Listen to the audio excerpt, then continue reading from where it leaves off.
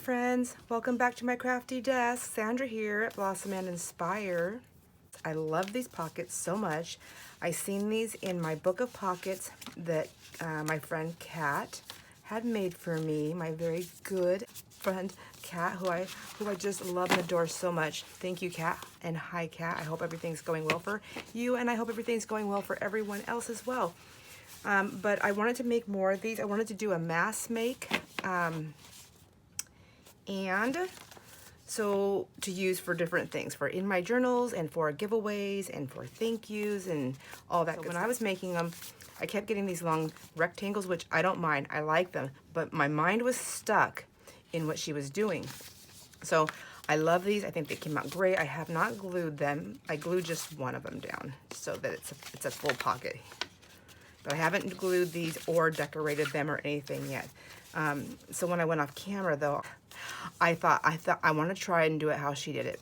So I did it, and it is a different size paper. So she uses, I believe it's the A4 size, and I don't know math. I'm not a math person. So I grabbed this thing here. I grabbed my little thing here that gives me, that I had to have this thing. I'm terrified of it because I'm such a klutz. So it's those, guillotine chopper thingamajiggers. But it does have my A4 size here. So I took my 12 by 12 sheet, I'm just gonna put this away, and I used this to get my first measurement out. And then I took that sheet and folded it to see, is that going to work? And it was this one right here. So what I did is I went ahead and did the measurements. I did the folding with those measurements, and it came out perfect. So, she put it up here in the corner, and then she took it up here to the other corner, creating this perfect little V, triangle, half a diamond, whatever you want to call that. So, and of course, I'm already backwards. So let's see, she went up here and same thing. So we went this way, my folds are already in here. So we got the V, got a nice rectangle shape there. I popped this side over, deciding on my differences between here, and then I flipped this side over, and then I got my cute diamond, or square, or whatever you want to call it, however you're measuring it out on your mat. And I really like that. Now this one is a little bit wider than I would normally like, and the only reason is because, so all my pages start off like this, my 8.5 by 11 for my signatures, but I always have to end up tearing them down a little bit because everything just sticks out too much, because I'm just like that when I craft, I guess. But I do still like this. I can fit these on pages still, closer into the beginning of my book, or even on the covers if I wanted to, or they can be floating pockets. Still a great size. So then I took this sheet and I measured it on my mat to see what is the closest measurement I can get in my measurements, so that I can use it with my cutter here. It just gives me my regular type measurements. Does that make sense? I hope that makes sense, because that's what I did. And I came up with a measurement that works for this size. So this is slightly smaller, but I still get my cute square. I don't know really how perfectly square that is. So that's what I wanted to show you. I'm going to show you what I came up with. So my measurements, which I did not write down. Why didn't I write them down? I believe it is, and then we'll just try one here, but I'm going to write it down really quick because I'll forget. I mean, like that fast, I forget. So let me get a little tab, a little tab of pad. Here, I have a pen here. I believe I did this at 11.5, maybe just slightly under, by 8 1/4. So that was my cut. Let's try that, because I really like having that little square. I love the long rectangles too, but so now I just have more options, is all that to say that. So let me see. I still like the double-sided. Let's get my shedding hair, my shedding hair out of this. I like this paper. So let's try this one. I want to go 8.5 by, no, let me do the 11.5, and it wasn't even 8.5, it's 8 1/4. Let's see. So it's gonna go 11.5, and cut that little sliver off there. And then we're gonna go 8 1/4.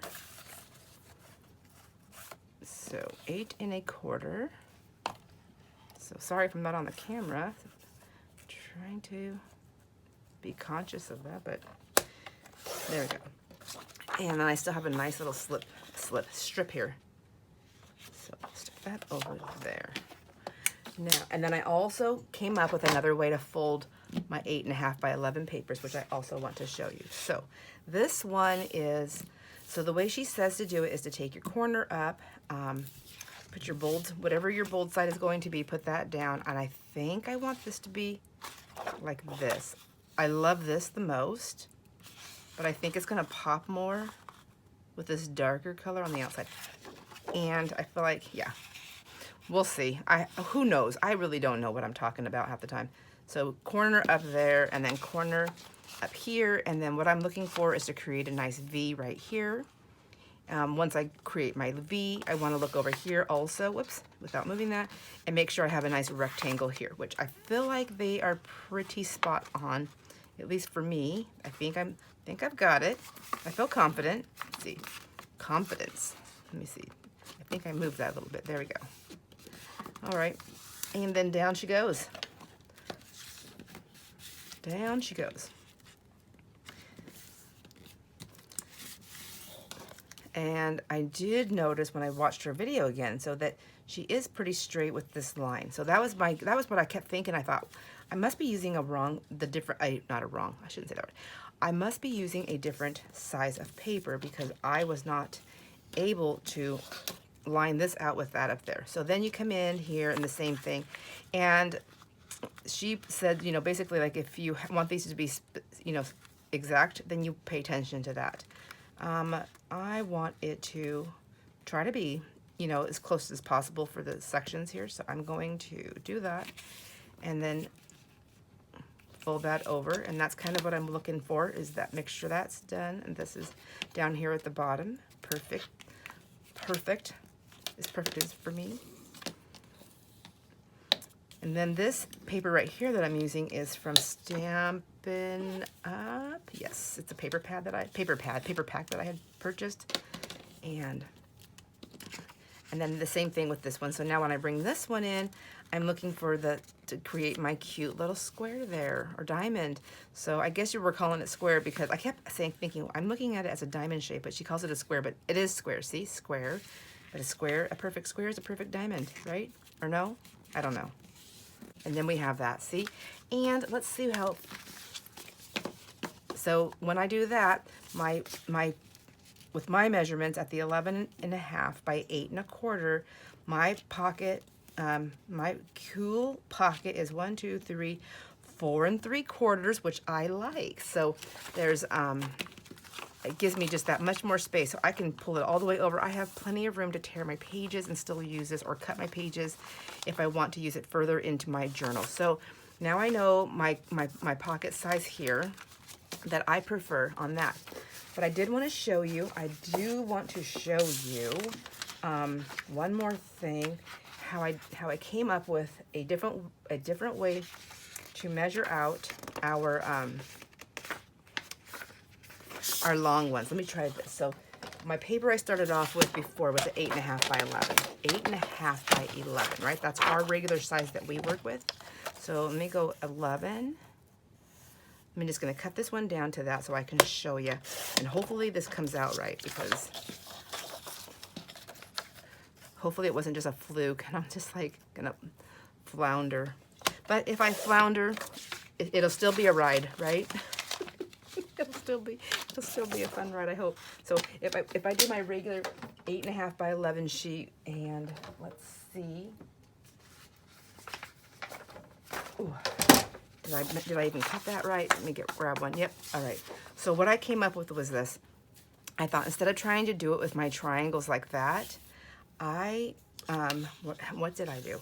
I think I took this here. I think I took it sideways. Yes, that's what I did. So I just took my paper long ways and I lined it up to the line right there. I found a line, whatever mat you're using, whether it's tape, rulers, whatever. I have a mat here, so this is what I'm going to refer to. I took it to one of my lines on my grid, and then I took the bottom piece up. Whoops, if I can grab it. And I just pulled it over sideways. And I'm gonna line this with another line, whether it's that line. I just want my triangle still to be straight. So I'm going to pull it down until I find my straightest point. I want an even length here. I want this width to be even all the way along. Does that make so? I then took it here, and I think this helped me a little bit more with the way I see things, with with the way my eyeballs are. So then I took that. Pretty simple, right? I think that was pretty simple. That was a little bit easier for me to find that point. And then I'm gonna do the same thing. I'm gonna pull this one up now, and I'm gonna do the same exact thing. I'm gonna find where I wanna make sure that my rectangle has a nice, except I'm going the wrong way. Remember, your papers have to be opposite. Okay, but this is the same thing. I'm gonna pull this up, and I wanna make sure, so this is where it's gonna be a little bit more helpful. You can tell I'm not too sure of myself. I wanna make sure I'm doing this right. I'm stuttering. All right, so I know this is gonna be lined up, and then that should be lined up with these little dots here, and then I see I'm pretty much on those dots right there. My rectangle's got the same width right there as this one, and I like that. So I'm going to now fold this one over here. And I need to use my bow folder because my finger strength is not there right now. So I have that. Then the next step is to fold this one down. And it's the same thing. So, and honestly, you can move this any way. You don't even have to keep it there. But if you want to, and still use that line at the top so that you know that's a nice straight edge still.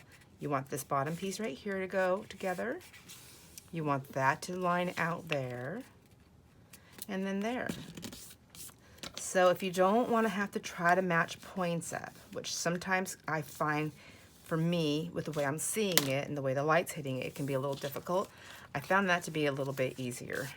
I hope that made sense to you. And there we go. That is now not the same size, I don't think, but it's close. Well, actually, it's the same width. So that's interesting. But I have this one is rectangles, and this one is a square, and then some rectangles, and it just comes over. So either way, gorgeous. I love them both. I think they're both fun. But now I can work with both those measurements. So 8.5 by 11, and then 8.5 by, this is my 8.5 by 11 size right here. So 8.5 by 11 inches. And this was 8.25 by 11.5. So I just wanted to add that little piece in there, and then I'm going to get these glued and put together. But the other thing is, she also said when she was gluing it, she glues this piece down here. I'm not even going to attempt to try to do that, because I'm just going to take my glue and I'm going to smear it all the way down. And I don't think this piece needs to be glued in for me. I'm not that concerned about it.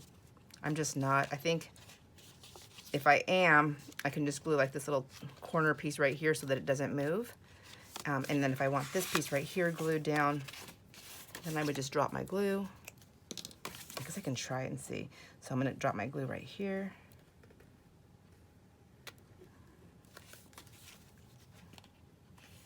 That part goes down. And then I feel like that's going to be enough right there to hold this piece in place. But if I try to stick glue down in here, I'm going to. Will I? I don't know. I guess I can put it right through here. Yeah, maybe that'll work.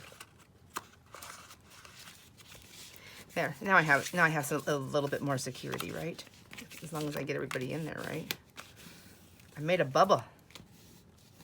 Okay, well, changed my shape a tiny bit doing that, but that's all right.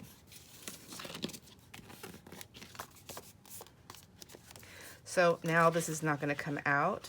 I mean, you can still tug it right there if you want to. I don't want to glue it anymore because this is technically a little pocket right there if I want it to be one. So there you go. There you have it. There you have it, my friends. I hope that was a little bit more helpful. So I'm going to put that one to the side. Maybe I'll save that one in my little thing. I kind of want to use this one. So our US sizes, I'm still going to find that I have a little excess piece here, so I'm just going to chop it off.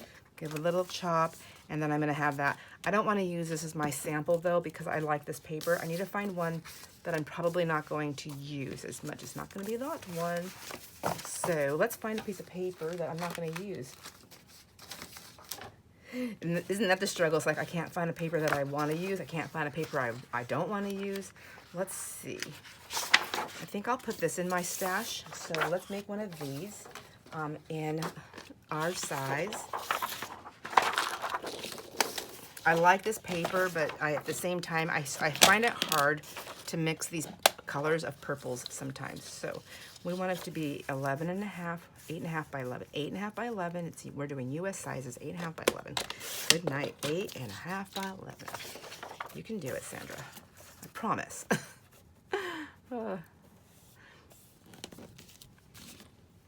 Okay.